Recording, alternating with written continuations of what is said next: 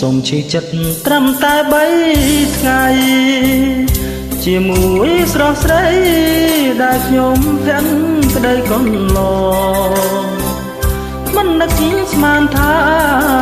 ជីវ៉ាកិច្ចការបែកខ្នងចោលខ្ញុំឲ្យនៅសៅមងក៏ចិត្តនួនល្អងអូនគ្មានមេត្តា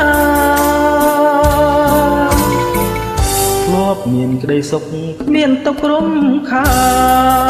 នយើងទាំងពីរប្រានសុខសាន្តគ្រប់ពេលវេលា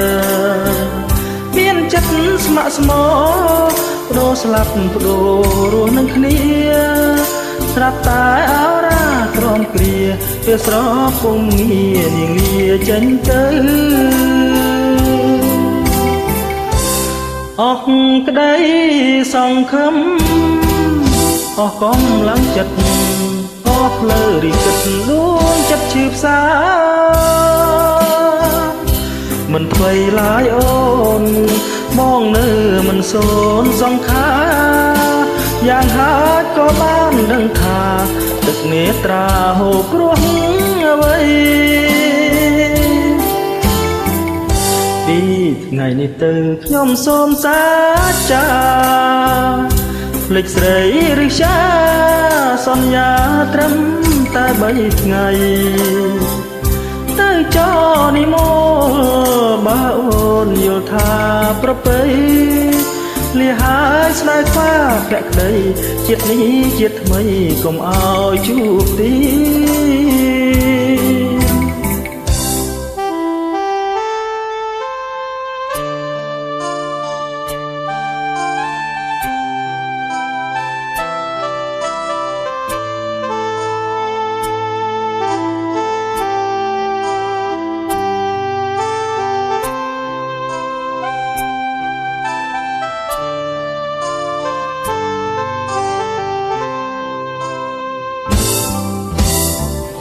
ពីថ្ងៃនេះទៅខ្ញុំសូមសាចាភ្លេចស្រីឬចាសន្យាមិនលើ3ថ្ងៃទៅចោនិមលបើអូនយល់ថាប្រពៃលះហើយស្នេហ៍ស្វាភក្តីជាតិនេះជាតិថ្មីកុំឲ្យជួបទី